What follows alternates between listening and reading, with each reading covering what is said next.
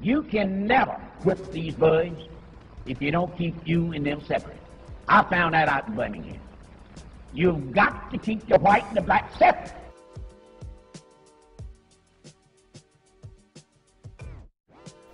In the 1954 case of Brown v. Board of Education, the U.S. Supreme Court ruled that state laws establishing separate facilities for black and white students were unconstitutional. In 1964, the Civil Rights Act outlawed discrimination in its many forms. These actions by the federal government helped to dissolve the then-present system of de jure segregation, especially in the South. Almost 50 years later, we see the results. Are students in the South still practicing de facto segregation? The answer lies in friendships and racial backgrounds.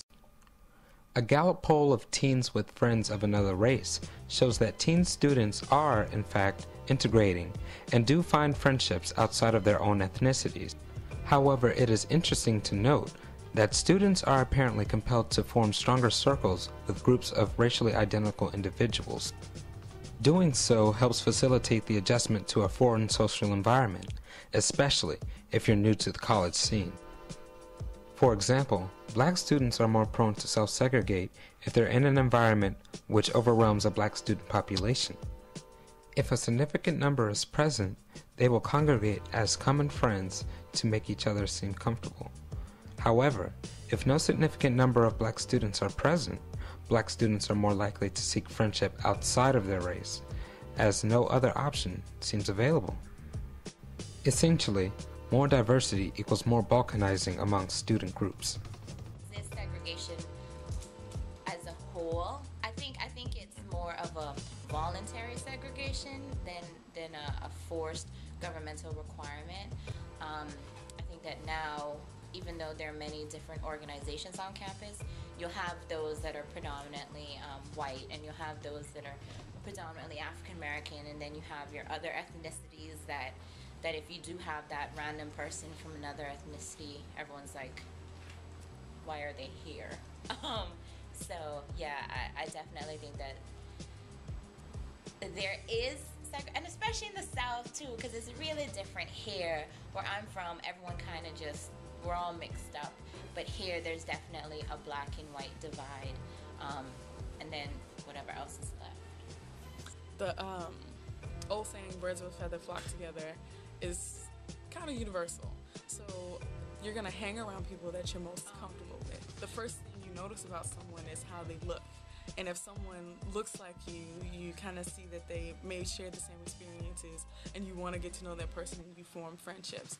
But if I see someone who isn't like me, I don't necessarily think that they're from the same place, they have the same experiences, and it crosses over to racial lines as well. Okay? So we're being socialized into an area where we're the minority, and it's just more comfortable for a lot of people to stay within those boundaries. And instead of it being we're segregating from other people, it's kind of a little bit of unity between people who are here, because there aren't a lot of African American students here.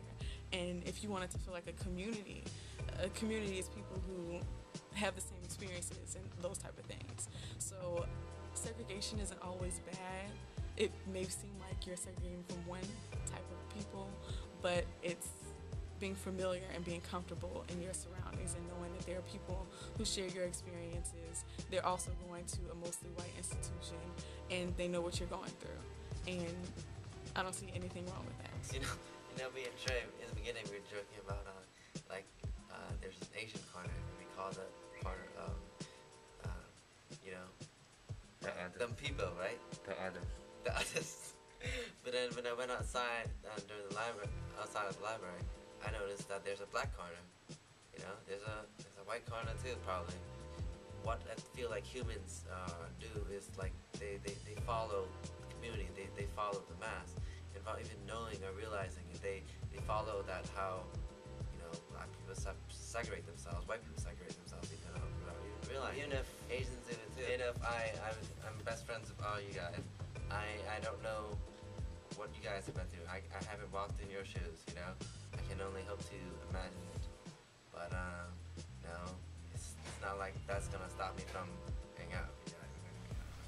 In conclusion, the South has made great progress in severing its segregationist ties. Southern college campuses like LSU have slowly become more culturally diverse.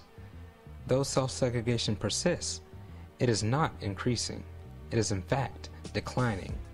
It just alludes to the fact that individuals choose to seek comfort amongst their racial family before forming the bond with a friend of a different race.